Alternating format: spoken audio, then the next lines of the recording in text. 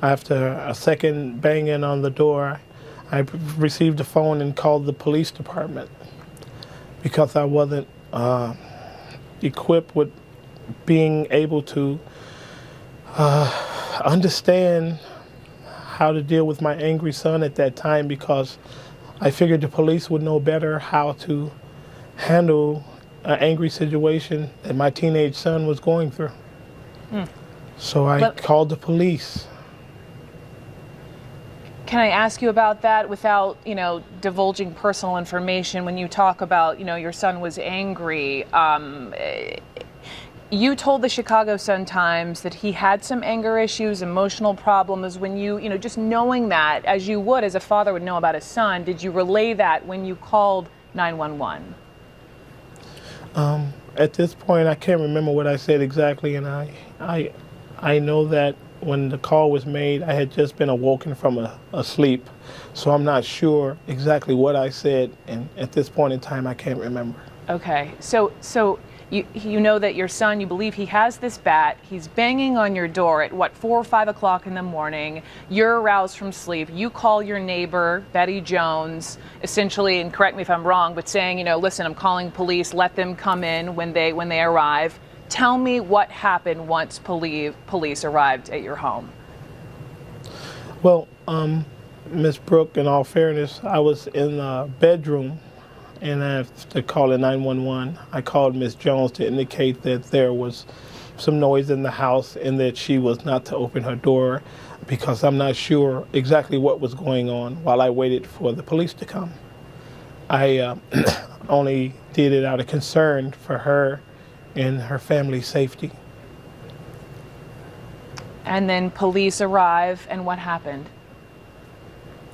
I heard a noise, which was a voice saying, "Whoa, whoa, whoa," to my knowledge. I can't accurately remember, but it was along those lines. And I proceeded down the staircase from my apartment on the second level. And as I got a quarter of the way down the staircase, I heard gunshots. I stopped at that point in time because I didn't know for sure where those shots were coming from. And after that, the gunshot stopped. I proceeded further down the stairs, displaying my hands, indicating that I'm sorry, Miss Brooke. No, I'm indicating sorry. I'm so sorry, give me 1 second. Indicating that I was the father and I was the one that called. And when I got to the bottom of the steps, I noticed the lower torso at first of someone in a stance in the grass. I did not know clearly if he was an officer or who he might have been. And as I got to the bottom of the stairs on the landing, I recognized someone standing there, dark hair, light skin, Spanish or perhaps Caucasian race. And I noticed the gesture. I can't believe it. I thought he was coming at me with that bat. F, the word F, no, no, twice was yelled. I proceeded to look to my right, and I saw my son laying there. And I saw his legs, and he was approximately 3 feet inside Miss Jones's doorway. And I wanted to reach down and grab him, but I wasn't trained in CPR or anything, so I didn't know exactly what to do except call out to him to let him know that I was there. Because my son, oh, please forgive me, Miss Brooks. My son was laying there, and he was still alive and moving. And no one at all assisted him at any time while he was there. And at which point I looked back and saw Miss Jones laying there. And once again, yelled, screamed as loud as I can, "Someone get an ambulance! Someone to help my son!" That's all I could think to say. At that time, an officer approached me and asked me, was anyone else in the unit upstairs? And I replied no, and he walked past me and he went into the unit. And I proceeded to continue to stand there and request that ambulance assistance or some police assistance to assist my son. Because I know he's still alive. I see him moving, but no one would reply to help my son or Miss Jones. And at this point, an officer approached me and asked me, what's going on? Calm down, calm down. And I replied, that's my son. Get him some assistance. And no one did anything. Once the paramedics approached the porch, they proceeded onto the porch.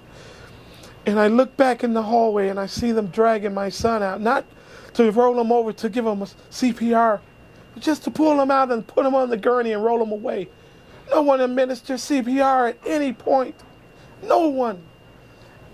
At this point, I didn't know what to say or what to do as I saw my son and Miss Jones be rolled away with no one assisting him.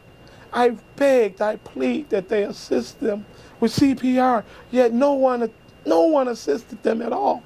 And all I can do was say, why? Why my son? And everyone's looking at me. And all I can think is, why did this have to happen? I don't know why. I don't know why. I don't know. I cannot even begin to pretend to understand what it is like to walk in your shoes right now. I am so sorry. After Christmas, to lose your child, this, your neighbor, this 55-year-old woman who opens the door, she ends up getting shot accidentally. Police have acknowledged that. I want to give you a minute and just doing my job and my due diligence, if I may, just part of.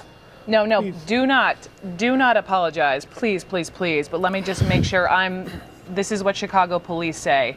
The responding officers were confronted by, this is quoting them, a combative subject resulting in the discharging of the officer's weapon, which fatally wounded 2 individuals. The 55-year-old female victim was accidentally struck and tragically killed. The department extends its deepest condolences to the victim's family and friends. So that is from the Chicago Police Department. We know they're going to do this independent review. And let me just get to this wrongful death lawsuit, sir, filed 2 days after your son was killed. Can you tell me, this is to either of you, if you want to take a minute, Mr. LeGrier, tell me why. First I want to address the fact that there's this information out there about a combative subject. What we know is that, as you just heard, Quintonio was inside the building when he was shot, and the police officer who shot him was outside the building 20 to 30 feet away. So this is just after the fact justification, trying to justify what happened. The facts don't bear that from what I understand occurred. As far as the wrongful death lawsuit is concerned, I think it has to be filed to find out what truly happened. This just doesn't seem right. Let me ask the two of you. I agree. I don't feel right doing this live. I think Antonio needs some time. Forgive me. Let's take a break. We'll be right back. Yes, ma'am, Ms. Brooks. Thank you. Take a break. Mr. LeGrier, I don't have to tell you this, you know that your son's death comes at a time of deep frustration and anger and sadness in this country over officer-involved shootings, not just in Chicago, but elsewhere as well. Right around this time yesterday, we were sitting in this same seat talking about Tamir Rice in Cleveland, who, just yesterday, the grand jury result was that they will not be charging criminally either of these officers who are involved in his shooting and his death. And I had a New York Times opinion columnist and a father, Charles Blow. He called in the show and he was, very just authentically, just emotional, asking this question: what are we supposed to tell these parents who are losing their children? And you, sir, are one of those parents now. How would you answer that question? Well, Ms. Brooke, one of the things I think we need to do, and I say it from my heart, we need to get more involved in our kids' lives, or in some cases, our parents' lives, in some cases, our grandparents' lives, because people have issues and sometimes it's hard to talk about, and we just push them aside and go on with our day-to-day. And sometimes they just need to be told I'm loved and I need to be loved and be able to express themselves. And that'll help. That's just a start. Quite naturally, no one expected the Chicago Police Department to just start shooting into a doorway where a young man may or may not have had a weapon when the door opened. Maybe it was an inexperienced officer who wasn't trained on how to respond to these situations. I'm not sure what it is. All I know is right now 2 innocent people are dead because the officer made a decision that was not the right one. And I'm doing this interview in the lawsuit so no one can just walk away and sweep it under the rug, because my son's life would not be in vain.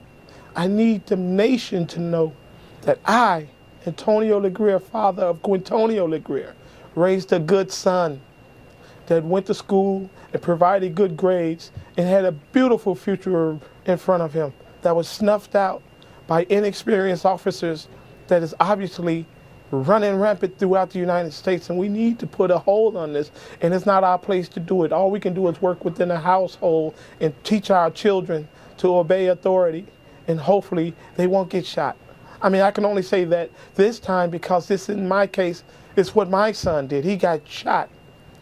Now, I wasn't there when the firing was done, but I was there after, and I saw the officer response that he was, in fact, sorry.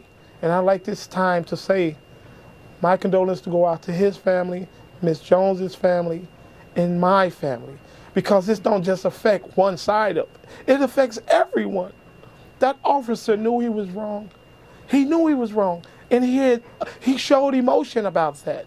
And I can't put myself in his state of mind at this moment, but I'm sure he's hurting as well, because he have to live with the fact that he shot blindly into a doorway without thinking about who or what he would hit.